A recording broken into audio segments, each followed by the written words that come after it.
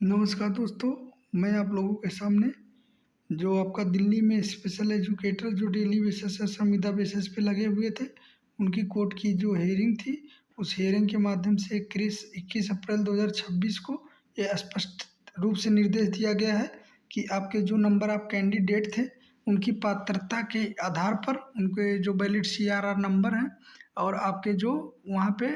जो उस राज्य का जो है 2 वर्षीय डिप्लोमा या अदर राज्य के हों तो उसका 2 वर्षीय डिप्लोमा का सर्टिफिकेट के साथ-साथ उनके सारी डॉक्यूमेंट क्या होने चाहिए, वैलिड होने चाहिए। और अगर जो लोग वहाँ के राज्य द्वारा टेट या फिर इंटरव्यू जैसे भर्ती परीक्षाएँ लागू की गई हैं, तो वो भी उन लोगों पर क्या किया जाएगा, एलिजिबल किया जाएगा। देखिए यहाँ पे आपका जो पॉइंट नंबर 3 से आपका पॉइंट नंबर कितने तक, पॉइंट नंबर 10 तक सारी बातें आपके जो है, जो वहाँ पे आपके 364 संविदा कर्मी थे, उसमें से 331 लोगों का जो है स्क्रीनिंग हो गया था। जो आपका ऑर्डर नंबर था, वो आपका 347 और 3669 के अंतर्गत 2026 में जो आपके स्पेशल एजुकेटर एनआईओएस के द्वारा लगे हुए थे, उनकी अपॉइंटमेंट जो आपका 1076 कैंडिडेट आपके जो क्या किए थे, इसको क्लासिफिकेशंस करके इसकी रिसीविंग पा चुके थे, तो उनसे भी रिगार्डिंग हम लोग बातें करेंगे। तो देखिए यहाँ पे इसमें जो है आपकी यही चीज़ें कही गई हैं जो आपकी नोटिस इशू हुई थी, उस नोटिस के रिगार्डिंग अगर देखा जाए तो आपके जो एनसीटी की जो गाइडलाइन थी या उसके द्वारा देखा जाए तो जितने सारे कैंडिडेट आपके 176 जो कैंडिडेट थे, आपके उसमें जो एडवर्टाइजमेंट संख्या जो 2023 में रिलीज की गई थी, उसके द्वारा जो 21 अप्रैल 2026 को जो सुनवाई हुई 364 में आपके 361 जो ऐसे कैंडिडेट थे उनको परमानेंट करने की बात उनकी पात्रता और योग्यता के आधार पर कही गई है। तो सबसे बड़ी खुशखबरी आपकी उन लोगों के लिए है जो आपके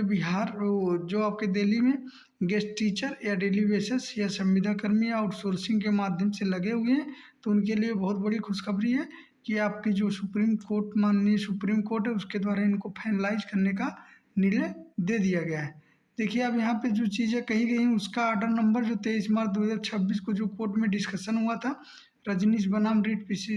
पिटीशन 132/2016 के आधार पर, तो जो वहाँ पे क्लियरिफिकेशंस जो आपके 1076 कैंडिडेट पाए गए थे और उसका एनआईएएस को जो ऑर्डर था उसके आधार पर उनको क्या की गई है, एक पॉलिसी आपका रिजर्वेशन कैटेगरी के अंतर्गत फॉलोइंग करते हुए उन सारी बातों के बारे में बताया गया है। और 5वें पॉइंट की बात करें तो दिल्ली में जो एनसीटी के द्वारा अपॉइंटमेंट और सिलेक्ट हुए थे 361 कैंडिडेट